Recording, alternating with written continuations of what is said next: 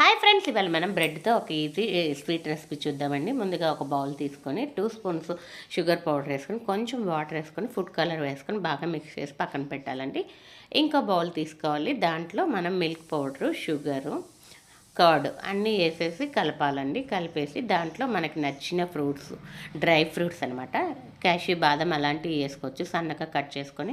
నేను మాత్రం దీంట్లో టూటీ ఫ్రూటీ వేసానండి. టూటీ ఫ్రూటీ వేసి బాగా మిక్స్ చేసుకోవాలి ఉండలు లేకుండా. వాటర్ అన్నది అస్సలు వేయకూడదు.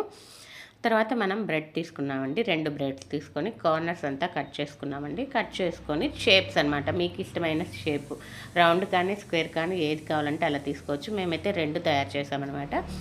అలా కట్ చేసుకొని ముందుగా క్రీమ్ రెడీ చేసుకున్నాం కదండి, ఆ బ్రెడ్ మీద మధ్యలో పెట్టేసి చుట్టూ స్ప్రెడ్ చేసేసి క్లోజ్ చేయాలండి ఇంకో బ్రెడ్తో. ఇది చాలా సాఫ్ట్గా ఉంటుంది కాబట్టి ఈజీ, కార్నర్స్ స్లోగా అన్నది క్లోజ్ చేసుకోవాలి. ఇలాగే మనం అన్ని బ్రెడ్లు కూడా రెడీ చేసుకున్నాం. ముందుగా తయారు చేసుకున్న లిక్విడ్ ఉంది కదండి, దాంట్లో ఈ బ్రెడ్ని క్లోజ్ చేసిన 2 బ్రెడ్స్ని డిప్ చేసేసి పక్కన పెట్టాలండి.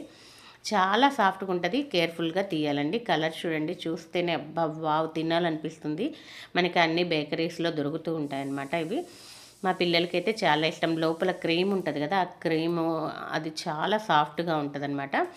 దీన్ని మనం కొబ్బరిలో, ఎండు కొబ్బరి అండి, ఎండు కొబ్బరిలో 2 సైడ్స్ డిప్ చేసుకుందాం అనమాట. డిప్ చేసుకొని పైన మనకి నచ్చిన వాటితో గార్నిష్ చేసుకోవచ్చండి. పిస్తా వాటితో కానీ చెర్రీ, నేనైతే చెర్రీ ఫ్రూట్తో డెకరేషన్ చేసుకొని సర్వ్ చేసుకుంటున్నాను.